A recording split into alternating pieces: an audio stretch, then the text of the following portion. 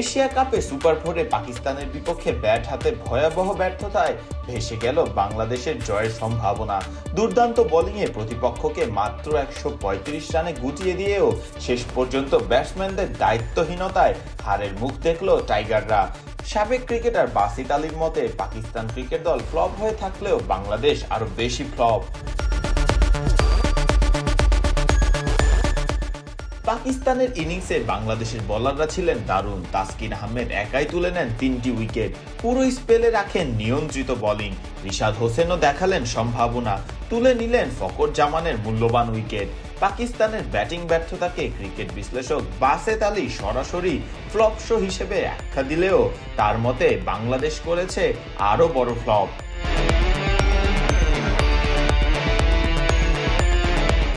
Bangladesh bowling ইউনিটের প্রশংসা করে বাসিত আলী বলেন, তাসকিন টপ ক্লাস বোলিং করলেন, 3টি উইকেট নিলেন।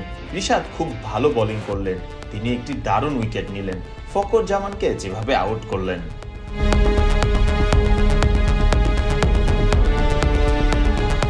বোলারদের পারফরমেন্স নিয়ে প্রশংসা করলেও ঠিকই নিজের ইউটিউব চ্যানেলের ভিডিওতে বাংলাদেশের ফিল্ডিং নিয়ে কঠোর সমালোচনা করেছেন বাসিত আলী।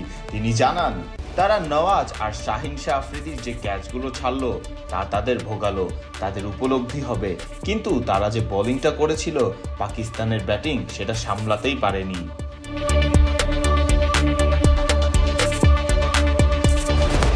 ব্যাট হাতে টাইগারদের শুরুটা ছিল এক প্রকার হতাশাজনকই। ইনজুরির কারণে অধিনায়ক লিটন দাস না থাকায় শুরুর দিকেই ধাক্কা খায় দল, কিন্তু সেটিকে সামনে নেওয়ার পরিবর্তে ওপেনার ও টপ অর্ডার ব্যাটাররা ছক্কার খোঁজে ঝুঁকিপূর্ণ শট খেলতে থাকেন। পাওয়ার প্লেতে দ্রুত রান তুলতে গিয়ে একের পর এক উইকেট হারায় বাংলাদেশ। পাকিস্তান দলের ব্যাটিং সমালোচনার পাশাপাশি বাংলাদেশের ব্যাটারদের নিয়েও সমালোচনা করে বাসিত আলী জানান, পাকিস্তানের ব্যাটিং ইনিংস শেষে আরো খারাপ ক্রিকেট খেলল বাংলাদেশের ব্যাটাররা। জানতো যে লিটন দাস খেলছে না, তারা শটে যাচ্ছিল, পাওয়ার প্লেতে 50 রান করতে চাইছিল, ছক্কা মারতে চাইছিল। খারাপ শট নির্বাচন, দুজনের দিক থেকেই ব্যাটিং খুব খারাপ হলো।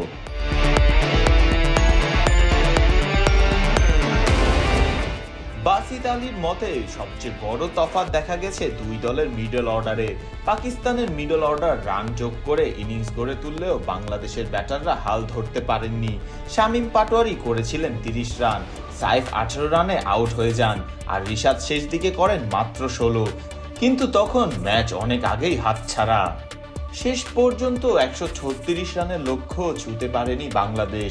সমর্থকরা তাই ম্যাচ শেষে রীতিমতো হতাশ হবেনি বা না কেন? এত ছোট টার্গেটে তাড়া করতে ব্যর্থতা শুধুই যেন মানসিক দৃঢ়তার ঘাটতি এবং ব্যাটিং ব্যর্থতার প্রতিচ্ছবি। সব শেষে সেই সুযোগ কাজে লাগিয়েই ফাইনালের পথে এগিয়ে গেল পাকিস্তান। 28 সেপ্টেম্বর এশিয়া কাপের 17তম আসরের ফাইনালে লড়বে দুই চিরপ্রতিদ্বন্দ্বী ভারত এবং পাকিস্তান।